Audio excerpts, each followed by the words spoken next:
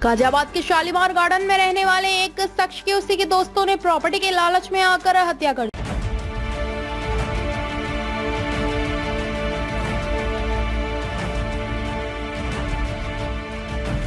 शव को गाजियाबाद की नहर में ले जाकर फेंक दिया। गौरतलब है कि तकरीबन 3 महीने से शालीमार गार्डन का एक पत्नी अपने लापता हुए पति और बच्चे अपने लापता हुए पिता को ढूंढने में दिन रात एक करे हुए थे। पुलिस भी यही सोचकर हैरान थी कि आखिर लापता हुए शख्स का कोई सुराग क्यों नहीं लग रहा है। जब पुलिस ने गहनता से कड़ी दर कड़ी जोड़नी शुरू की, उन्हें लापता हुए शख्स की हत्या कर उसके शव को गाजियाबाद की नहर में डंप करने वाले हत्या आरोपी मिल ही गए। पुलिस ने तत्परता दिखाते हुए जब उनसे कड़ाई से पूछताछ की तो उन्होंने अपने दोस्त की हत्या की पूरी गुत्थी चंद घंटों में सुलझा दी। उन्होंने बताया कि मुरादाबाद की करोड़ों रुपए की प्रॉपर्टी के लालच में उन्होंने इस घटना को अंजाम दिया था।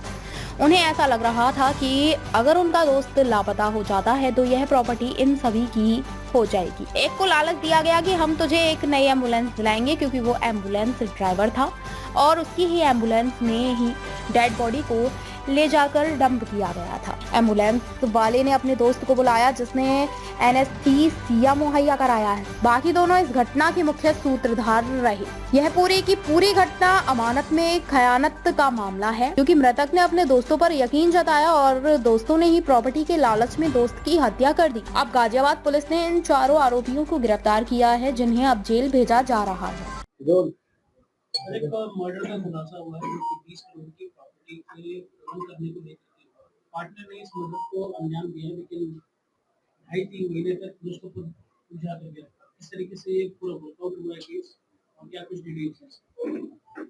दिनांक 30 मई को थाना शालीमार गार्डन में एक सूचना मिली थी, जिसमें वादी द्वारा बताया गया था कि उसके पति को राजू उपाध्याय और कुछ अज्ञात व्यक्तियों द्वारा अपहरण करके उसके साथ कुछ गलत किया हुआ।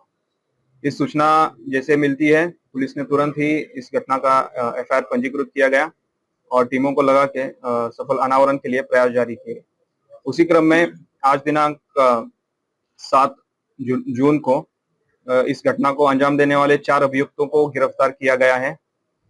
इनसे पूछताछ की गई तो इन्होंने घटना के बारे में पूछताछ में ये बताया, जो मृतक है राकेश वार्ष्णेय और उसका जो पार्टनर है राजू उपाध्याय, इनके बीच में प्रॉपर्टी बेचने के लिए नवंबर में एक डील हुआ था, जिसमें मुरादाबाद की प्रॉपर्टी थी वो बेचने के लिए राकेश ने राजू को दी थी।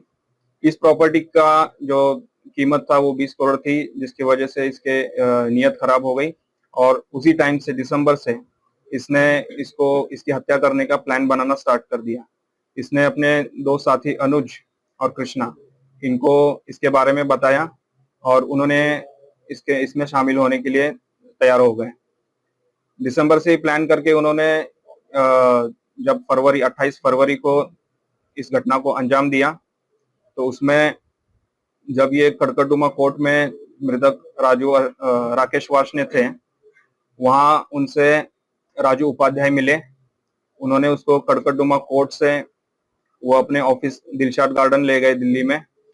वहां पे इन्होंने शराब का सेवन किया, जिसमें नशा होते ही उन्होंने नीला थोता नामक एक जहर उसमें मिला दिया। जैसे ही मृतक राकेश वार्ष्णेय बेहोश हो जाते हैं, वहां पे जो उसके दूसरे साथी थे हरीश शर्मा, इन्होंने उसको 6 एनेस्थेसिया के इंजेक्शन दिए और जैसे उनको इन चारों को यकीन हो गया कि अब ये पूरे बेहोश हो गए, अनकॉन्शियस हो गए, हिल नहीं सकते, तो उन्होंने वहां से उसी के गाड़ी में, क्रेटा गाड़ी में मृतक को डाल के उसको दिल्ली से गंगनहर लेके आए और वहां पे इसे डंप कर दिया और जो इसकी गाड़ी थी वो वापस जाके शालीमार गार्डन एरिया में रख दी। इसी के बारे में अधिक जानकारी करने के बाद इनसे घटना में जो बरामदगी थी वो इनसे, जिसमें मृतक के जूते, शर्ट जो कि सफेद कलर की थी, ड्राइविंग लाइसेंस जो उसके ऑफिस से ये चीजें बरामद हुई है और इसी के आधार पर आगे की विधिक कार्रवाई की जा रही है। इस पूछताछ में मोटिव ये चल के बाहर आया है कि जो मुरादाबाद की प्रॉपर्टी थी, जो कि बेचने के लिए जिसकी जीपी है, मृतक ने राजू उपाध्याय के नाम की थी, उसी को लेके राजू उपाध्याय की नीयत खराब हो गई। उसे लगा कि अगर इसे कुछ हो जाता है तो ये सारी प्रॉपर्टी मेरे नाम आ जाएगी।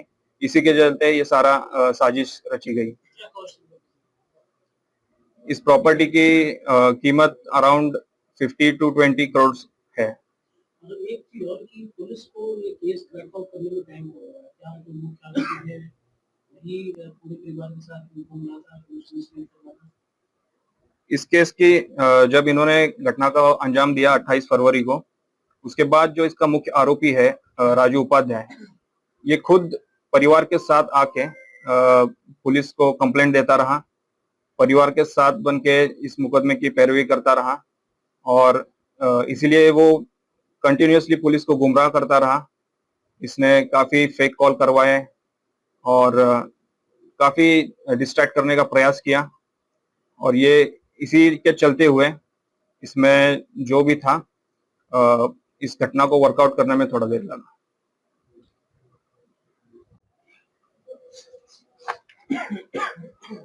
अच्छा भैया ये लेट कैसे हुआ इस बात और ये मिसगाइड कर रहे थे ना, ये खुद जो राजू उपाध्याय है ये खुद वादी बन के आया था, फैमिली के साथ घुमाई है।